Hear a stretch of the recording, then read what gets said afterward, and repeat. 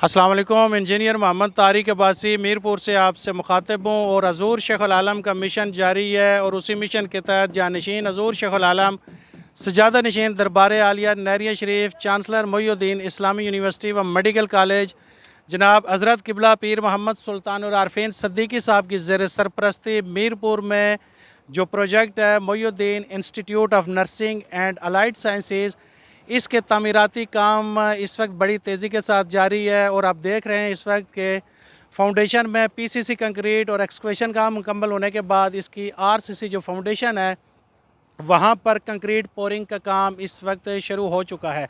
आज से ये कंक्रीट यहाँ पर शुरू की जा चुकी है। आप ये देख रहे हैं वीडियो में कि ये जो हमारी आरसीसी फाउंडेशन है इसके ऊपर आज इस वक्त कंक्रीट पोरिंग का अमल जारी है।